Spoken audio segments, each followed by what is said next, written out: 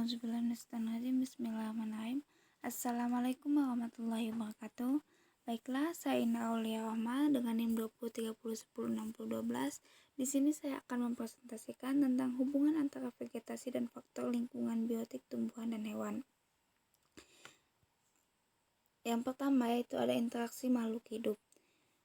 Jadi interaksi penting bagi menentukan populasi dalam suatu habitat. Manusia bersama tumbuhan, hewan, jasad, renik menempati suatu ruang tertentu.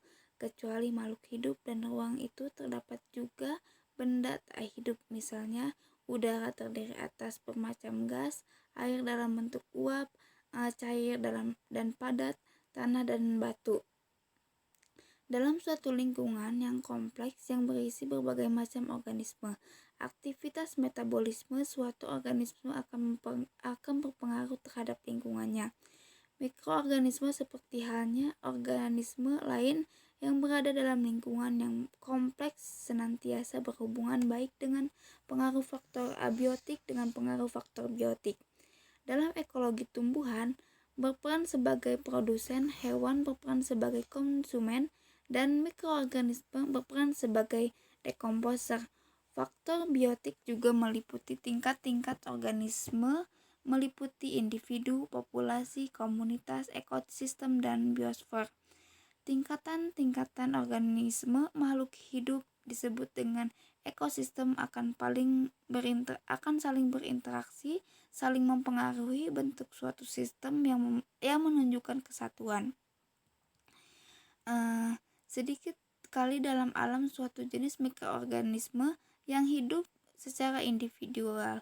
Hubungan mikroorganisme dapat terjadi baik dengan sesama mikroorganisme, dengan hewan dan tumbuhan. Hubungan ini terbentuk suatu pola interaksi yang spesifik yang dikenal dengan simbiosis atau sim bersama biosis hidup.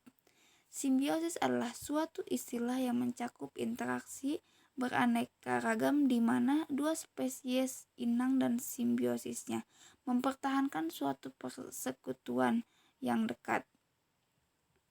Interaksi antar organisme yang mempengaruhi suatu habitat yang sama akan memberikan pengaruh positif, saling menguntungkan, pengaruh negatif, saling merugikan, netral, tidak ada pengaruhnya yang berarti.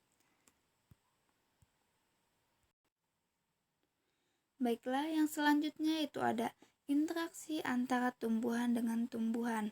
Dalam ekosistem terdapat interaksi antara makhluk hidup dengan lingkungannya, serta antar makhluk hidup itu sendiri. Pola interaksi tersebut dapat saling menguntungkan, merugikan suatu pihak tetapi pihak lain tidak diuntungkan maupun tidak dirugikan. Dua pihak saling memperebutkan suatu hal, beserta pihak yang satu menghambat pihak lain. Hubungan tumbuhan dengan tumbuhan terdapat dalam bentuk kompetisi dan berbagai kebutuhannya. Adapun pola-pola interaksi tersebut adalah yang pertama yaitu simbiosis. Simbiosis merupakan interaksi antara makhluk hidup berbeda jenis dalam suatu tempat dan waktu tertentu yang berhubungan sangat erat. Simbiosis merupakan hubungan di mana dua jenis organisme tinggal hidup bersama-sama. Contoh, dari simbiosis kita dapat menggambarkan bangsa, lumut, hubungan antara jamur dengan ganggang, dan sebagainya. Yang pertama adalah simbiosis mutualisme. Simbiosis mutualisme adalah hubungan antara dua makhluk hidup yang bersifat saling menguntungkan kedua belah pihak. Contohnya yaitu ada lichen merupakan simbiosis antara jamur dengan ganggang. Yang selanjutnya yaitu ada simbiosis parasitisme. Simbiosis parasitisme adalah hubungan antara dua makhluk hidup yang mengakibatkan makhluk hidup satu mendapatkan keuntungan, sedangkan makhluk hidup lainnya mengalami kerugian. Misalnya, hubungan antara tanaman jeruk dengan benalu, hubungan Rafflesia dengan inangnya. Benalu merasa untung karena mendapatkan makanan dari tanaman jeruk, sedangkan tanaman jeruk dirugikan karena makanannya diambil oleh benalu. Contohnya itu tumbuhan tali putri dengan tanaman jeruk benalu. Dalam parasitisme, suatu organisme parasit mendapatkan makanan dari organisme lain atau inangnya. Meskipun biasanya kita menganggap bahwa parasit konsumsi bagian-bagian inangnya. Pada beberapa kasus yang terjadi ketika burung organisme memanfaatkan perilaku organisme lain. Contoh paling dikenal adalah parasitisme atau band parasitisme yang terjadi ketika burung kamfrit dan burung trikukur Eropa meletakkan telurnya dalam sarang spesies lain. Menurut Hedri DKK, parasit memperoleh makanan dari inangnya dan dapat tetap tinggal di bagian dalam tubuh inangnya sehingga disebut dengan endoparasit atau parasit internal, atau tinggal di bagian luar tubuh inangnya sehingga disebut dengan ekskoparasit, parasit eksternal. Di dalam asosiasi hidup parasit, organisme yang disebut dengan parasit sesungguhnya tidak bermaksud membunuh inangnya. Meskipun demikian, lambat laun inang itu akan mati karena organisme parasit selalu memanfaatkan sumber makanan yang berasal dari tumbuhan inangnya. Setelah inangnya mati, parasit dapat juga ikut mati atau mencari makanan kepada inang yang lain. Yang selanjutnya itu adalah simbiosis komensalisme. Jadi simbiosis komensalisme merupakan hubungan antara makhluk hidup yang menguntungkan salah satu pihak tetapi tidak merugikan pihak lain. Contohnya itu bunga anggrek dengan pohon yang ditumpangnya. Bunga anggrek merupakan tanaman epifil, yaitu tumbuhan hijau yang tumbuh menempel pada batang tumbuhan yang tinggi. Tumbuhnya untuk mendapatkan cahaya matahari guna proses fotosintesis. Yang keempat yaitu ada simbiosis protokooperasi, merupakan hubungan timpal balik antara dua makhluk hidup dengan berbeda spesies, di mana jika kedua organisme tersebut bersimbiosis akan menjadi lebih baik. Contohnya itu ada lichen yang merupakan perpaduan antara jamur dan ganggang. Yang selanjutnya yaitu ada simbiosis amensalisme, merupakan interaksi di mana salah satu pihak dirugikan dan pihak lain tidak diuntungkan maupun dirugikan. Yang keenam yaitu ada simbiosis kompetensi, di mana kedua pihak saling merugikan. Biasanya terjadi melalui kompetensi dalam memperebutkan makanan. Contohnya itu pengeluaran zat aleopati pada tumbuhan. Yang ketujuh ada simbiosis netralisme. Jadi di mana kedua pihak tidak saling menguntungkan maupun dirugikan. Interaksi antara kedua spesies tidak menyebabkan keuntungan maupun kerugian bagi keduanya. Yang selanjutnya yaitu ada aleopati. Aleopati merupakan interaksi antar populasi bila populasi atau satu menghasilkan zat dapat menghalangi tumbuhan populasi lain. Contohnya itu ada alang-alang yang mampu mengeluarkan aleopati sehingga menghalangi tumbuhan populasi lain. Di dalam digolongkan dua bentuk aleopati. Yang pertama yaitu aleopati yang sebenarnya. Aleopati merupakan pelepasan senyawa beracun dari tumbuhan lingkungan sekitarnya dalam bentuk senyawa asli yang dilepaskannya. Yang kedua yaitu aleopati fungsional.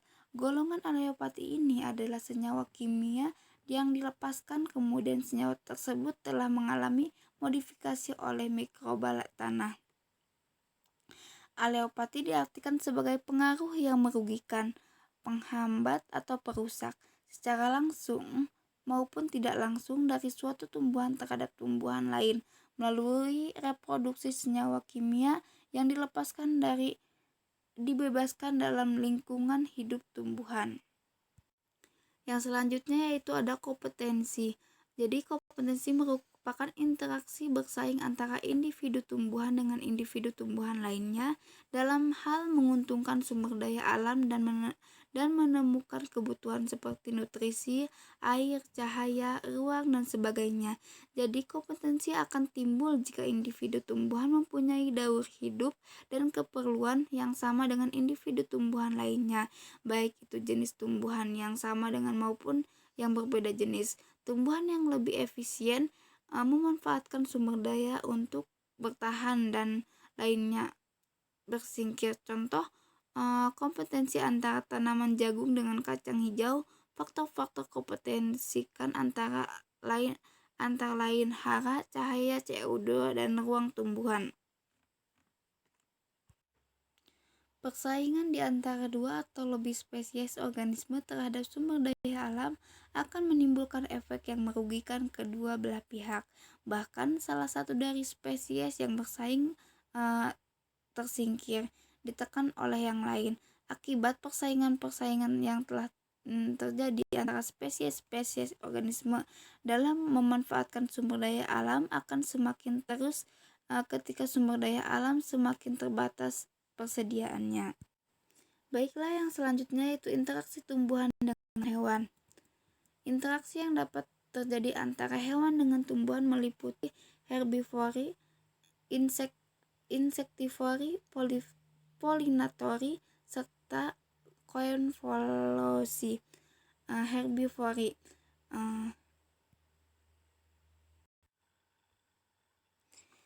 Herbivori merupakan pola interaksi antara hewan pemakan vegetasi dengan tumbuhan di mana interaksi yang saling sering menjadi adalah grazien yang prowin. Grazien adalah interaksi yang melibatkan hewan pemakan rumput-rumput seperti sapi, kuda, kambing, sedangkan mrowing merupakan interaksi yang melibatkan hewan pemakan puncuk atau bagian tanaman lainnya. Pengaruh yang disebabkan oleh interaksi tersebut meliputi yang pertama yaitu bagian tumbuhan. Yang pertama yaitu kotoran hewan dapat membantu menyuburkan tanah sehingga pertumbuhan dapat perkembangan tanaman yang tidak terhambat. Yang kedua yaitu adanya hewan pemakan biji menjadi salah satu cara tumbuhan untuk menyebar bijinya sehingga tumbuhan tersebut dapat memperbanyak keturunan sehingga di wilayah lain. Namun biji suatu jenis tanaman yang terbawa oleh hewan bisa saja terjatuh di tempat pada lahan wilayah yang tidak konduktif seperti laut atau hara-hara sehingga menyebabkan biji tidak berhasil atau eksistensi tanaman tersebut berkurang. Yang kedua yaitu ada hewan pemakan puncuk atau kerap kali merobohkan tumbuhan, terutama tumbuhan dengan habitus pohon. Yang selanjutnya itu bagi hewan. Karena tumbuhan merupakan produsen primer, maka interaksi ini jelas sangat menguntungkan hewan, terutama dalam hal penemuan nutrisi atau sumber makanan. Bagi sebagian besar hewan, tumbuhan menjadi habitat rumah serta tempat berlindung dari predator. Yang kedua yaitu ada insektivori. Jadi insektivori ini yang melibatkan jenis tumbuhan pemakan hewan yang dalam hal ini adalah serangga. Jenis ini biasanya disebut terdapat pada wilayah kekurangan unsur N atau nitrogen, sehingga untuk mendapatkan asupan unsur tersebut jenis tumbuhan tertentu mengambil unsur N sehingga N dari serangga. Contohnya itu ada kantong semar dan sebagian besar jenis dari N atau Nepastae serta tumbuhan pinus di mana daunnya didefinisikan menjadi semacam alat gerak untuk mengangkap serangga. Baiklah, yang selanjutnya yaitu ada polinatori. Polinatori merupakan interaksi antara tumbuhan dengan hewan yang sebenarnya yang bersifat kebutuhan, karena sebenarnya keuntungan suatu hewan pada tumbuhan, khususnya bunga, pertumbuhan untuk mencari makanan. Karena itulah dalam proses penyebaran harus terjadi hubungan timpal balik antara tanaman berbunga dengan polinatornya. Interaksi ini akan membentuk jika tanaman berbunga dapat menyediakan adanya pembutuhan oleh polimer untuk kelangsungan hidupnya. Ketika polimer memperoleh banyak manfaat dari kontaknya dengan bunga. Yang selanjutnya yaitu ada koevolusi. Koevolusi merupakan interaksi yang melibatkan adaptasi evolusioner yang bersifat resiprok pada dua spesies.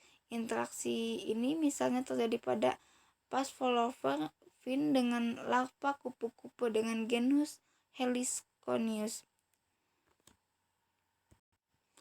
Baiklah, yang selanjutnya itu ada interaksi tumbuhan dengan fungi. Salah satu contoh interaksi tumbuhan yang bersifat biotik adalah dengan jamur. Hubungan tersebut bisa berupa hubungan yang saling merugikan atau parasitisme karena menyebabkan pohon tanaman menjadi sakit, atau hubungan yang saling menguntungkan atau mutualisme, misalnya mikoriza. Istilah mikoriza diambil dari bahasa Yunani yang secara harfiah berarti fungi atau myces atau mikro, dan akar rhizia. Istilah ini diusulkan pertama kali oleh Albert Fry pada tahun 1885 untuk menjelaskan untuk simbiosis antara fungi dengan akar tumbuhan. Jadi interaksi yang menguntungkan. Mycorrhiza dapat dikelompokkan menjadi dua jenis, yaitu menurut Cambium 1994, yaitu endomycorrhiza dan extomycorrhiza. Namun pada umumnya mycorrhiza lebih banyak dikelompokkan menjadi tiga, yaitu dengan adanya penambahan kelompok mycorrhiza yang merupakan bentuk peralihan dari kedua jenis tadi, yaitu Ectonomycorrhiza. Baiklah, yang pertama yaitu extomycorrhiza. Extomycorrhiza biasanya ditemukan di daerah yang beriklim sedang. Yang kedua yaitu ada endomycorrhiza. Endomycorrhiza merupakan fungi yang tidak dapat berkembang tanpa tumbuhan inang, dan biasanya fungi ini berasal dari kelompok Zygomycetes, hubungan hifa fungsi yang harus masuk ke dalam sel pada akar tanaman, kemudian tumbuhlah dalam sel atau intekuler membentuk gumpalan atau lilitan sehingga membentuk pengembangan. Yang ketiga yaitu ada extendomycorrhiza, yaitu merupakan bentuk intermedial antara extomycorrhiza dengan endomycorrhiza. Ciri-cirinya antara lain adanya selubung akar yang tipis dan adanya jaringan atau hektik. Yang selanjutnya yaitu ada interaksi tumbuhan dengan bakteri. Yang pertama, interaksi yang menguntungkan. Interaksi antara bakteri rhizobum dengan akar kacang-kacangan. Akar memiliki bintil-bintil yang berisi bakteri yang mampu menambat nitrogen udara. Yang kedua yaitu rhizobium hanya dapat memofiksasi nitrogen atmosfer bila berada di dalam bintil dari akar mitra leumnya. Yang ketiga yaitu tumbuhan yang bersimbiosis dengan rhizobium yang banyak digunakan sebagai pupuk hijau seperti Crotalia. Yang ketiga yaitu rhizobium di dalam tanah dengan berperan dalam pengaturan siklus nitrogen yang melakukan fiksasi nitrogen dan mengubahnya menjadi amonia atau NH. Yang kedua yaitu ada interaksi yang merugikan. Adanya interaksi bakteri antara Sporodemus solens menyebabkan penyakit darah pisang. Yang kedua yaitu ada penyakit layu pada tanaman, terutama di daerah subtropis dan tropis. Baiklah, yang selanjutnya itu ada interaksi tumbuhan dengan virus. Interaksi yang pertama itu ada interaksi yang merugikan. Yang kedua yaitu ada untuk materi yang terakhir yaitu interaksi tumbuhan dengan manusia. manusia memperoleh makanan, salah satunya dengan tumbuhan. Dengan adanya tumbuhan, manusia dapat memenuhi kebutuhan makanannya. Hewan juga merupakan konsumen dari tumbuhan hewan. Hewan juga dapat dimanfaatkan manusia sebagai bahan makanan. Lingkungan yang mempengaruhi berbagai aspek kehidupan tanaman dan organisme yang hidup di muka bumi. Oleh sebab itu, pengetahuan dan tentang lingkungan tumbuhan tanaman sangat dibutuhkan akar budidaya. Tanaman yang dilakukan dapat menghasilkan reproduksi optimum. Dalam agroekoristik lingkungan tumbuhan tanaman menjadi bahan pertimbangan dalam rancang bangun aktivitas budidaya yang akan dilakukan. Oke, mungkin cukup sekian dari saya. Kurang lebihnya saya mohon maaf karena kesalahan datangnya dari saya dan saya masih belajar. Wabillahi taufiq wal hidayah. Assalamualaikum warahmatullahi wabarakatuh.